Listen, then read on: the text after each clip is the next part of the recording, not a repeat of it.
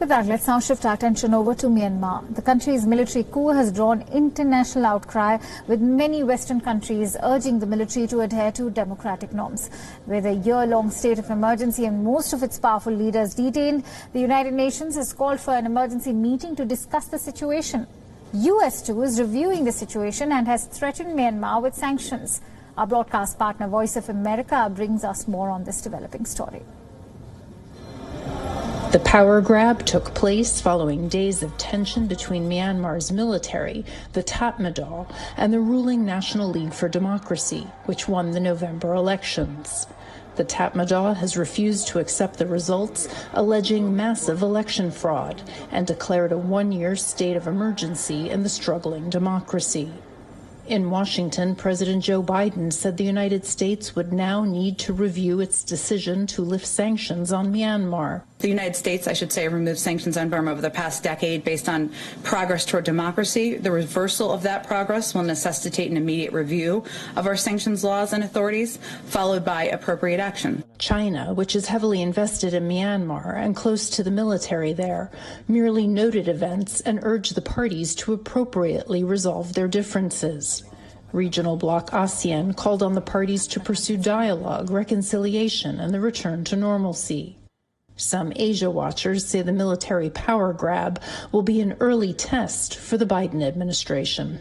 The Biden team is going to have to figure out how to calibrate its engagement with Asia with its preference for democracy and the need to put values and democracy back at the center of foreign policy. But the Biden team is also going to have to come to grips with the fact that it has very little leverage in Myanmar. At the United Nations, Secretary General Antonio Guterres said the detention of Myanmar political leaders is a serious blow to democratic reforms, and he urged the military to respect the election outcome. The Secretary General stresses that the November 8th general election provide a strong mandate for the National League for Democracy, reflecting the clear will of the people of Myanmar to continue on their hard-won path to democratic reform. The UN Special Rapporteur on Myanmar, Tom Andrews, said democracy has been overturned by the generals. Well, it's just outrageous. It's deeply disturbing. European Union Foreign Policy Chief Joseph Borrell strongly condemned the military intervention on Twitter and called for the immediate release of those detained and the results of the election to be respected, as did British Prime Minister Boris Johnson. The UN Security Council will meet privately on Tuesday to discuss the evolving situation. Margaret Bashir, VOA News.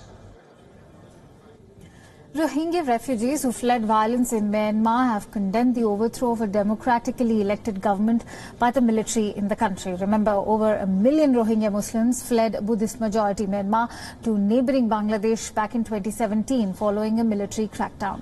The Rohingyas, who are currently living in refugee camps, urge the world to stand with Myanmar State Councillor Aung San Suu Kyi.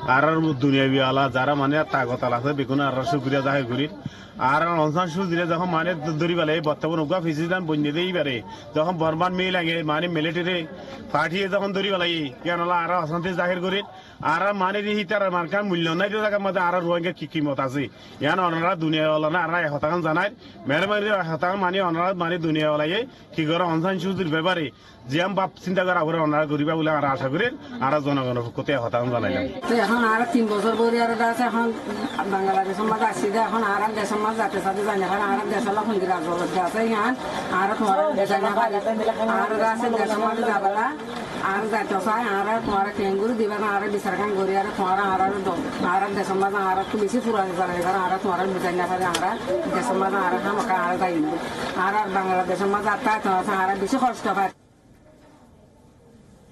It's another thing that Suu Kyi defended the Myanmar military against Rohingya genocide charges at the International Court of Justice. However, human rights organizations feel that they have better chances of negotiating the repatriation of Rohingya refugees with the democratic government than a military dictatorship.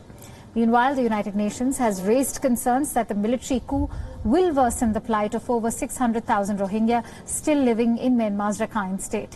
The UN has called for Security Council meet to discuss the situation in the Southeast Asian nation.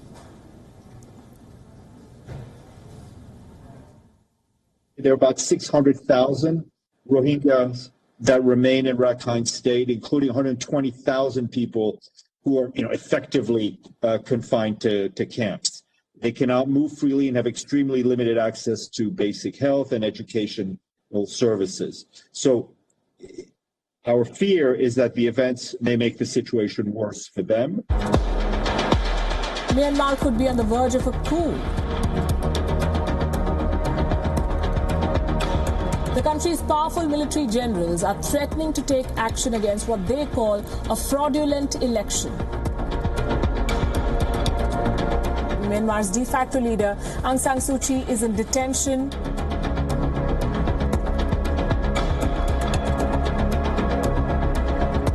The military has declared a state of emergency. It has taken control of the country for 1 year, it says.